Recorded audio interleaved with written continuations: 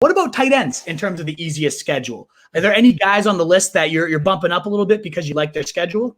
Not really that I'm bumping up, but I look at the Patriots, right? We talked about them at the quarterback spot. I like Hunter Henry and I like Jonnu Smith. I would have liked it if they didn't both go to the same team. Like that would have been so much nicer for all of us. Like, fine, if one of you wants to go to the Patriots, great, but don't both of you go to the Patriots. Exactly. Like, figure it out. And so like I honestly haven't figured out which one of those guys I like better. It sort of switches from day to day. But at some point, maybe this falls under the category of somebody's got to catch the football. I think one of those two guys, if not both of those guys, is going to be fairly productive this year. I know people have sort of have tried to make the Rob Gronkowski, Aaron Hernandez comparison. I don't think this is that. No. I think those two guys were. I feel like the phrase unicorn is starting to get worn out a little bit, but they were kind of a couple of unicorns there, right? And like you're not going to run into that again. I think Henry and Smith are good players. They're not next level players like we saw with Gronk and Hernandez. They also had a prime Tom Brady throwing in the ball. They also had a prime Tom Brady. A little bit different than Cam Newton, right? Exactly, like end of career Cam Newton and semi unknown Mac Jones, right? It's just a different situation. Mike Gesicki, who, like, I guess all the other Dolphin tight ends are now on the COVID-19 list or something. Like, they're all the Dolphins have had the worst luck. I mean, they've had some of their wide receivers get hurt. Now their tight ends are on the COVID-19 reserve list. It has not been a great start to camp. Gesicki's one of those guys where I try to get myself excited about him, and then when I draft him, I'm just kind of like, and so like the schedule is not really helping me get excited. I can't point to or I guess this is a little better. I should say this is kind of helping me. I guess I should say that I'm like, all right, I guess if I draft Gesicki, I can point to some games where potentially he can go out and play well, and maybe that will help me. But on the whole, like I just find it to be kind of meh. And then same with Eric Ebron, who it's fine. Eric Ebron's fine. If I decide to go the streaming tight end route, I'm sure I can pick some weeks in there where I can pick up Ebron and plug him in the lineup. But like sort of like Gesicki, like you're never going to see me get excited about having Eric Ebron or starting Eric Ebron. It just is, as a good friend of mine would say, it's oatmeal. It's fine. Like it'll get you through. It's nourishing. You don't go out to a restaurant for breakfast with your friends and family and you're like, I'm going to get some oatmeal. Like you just don't, Certainly don't. Yes.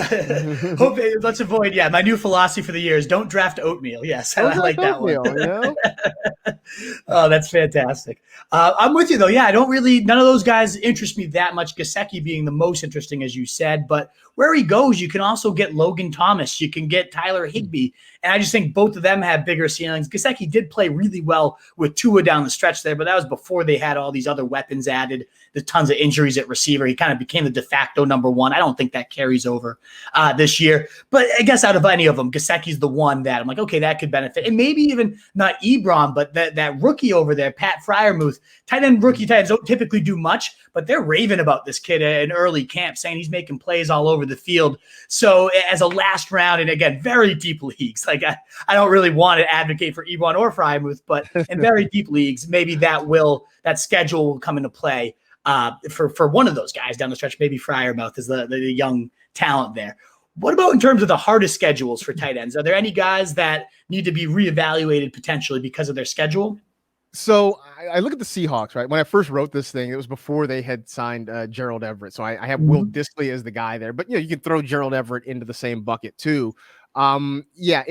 It's not a great schedule. Again, we go back to how tough the defenses are in the NFC West, and knowing that that's what the Seahawks are going to have to face for six of their games out of the season this year.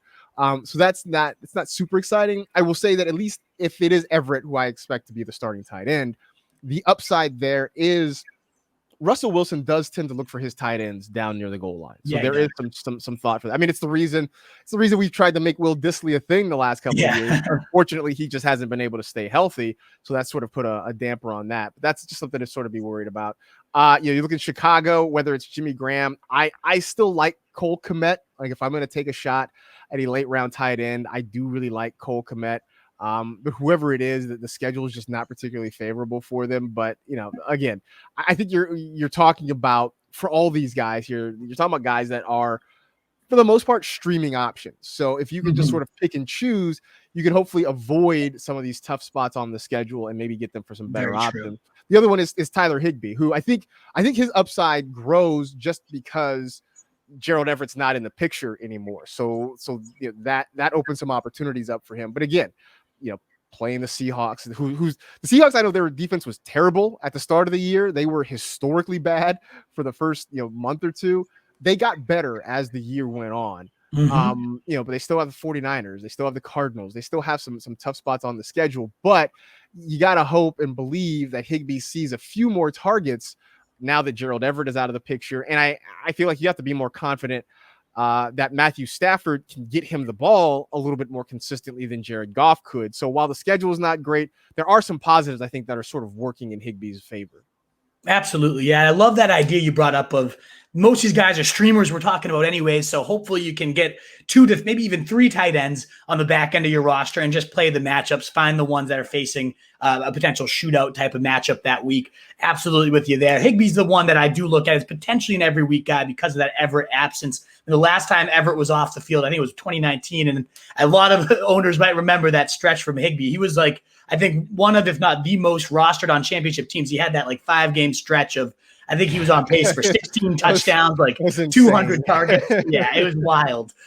So Higbee showed he can play at like an elite tight end 1 level when he was used that way. Who knows if it will happen again, but I'll take a stab at that in round 10. Like, why not?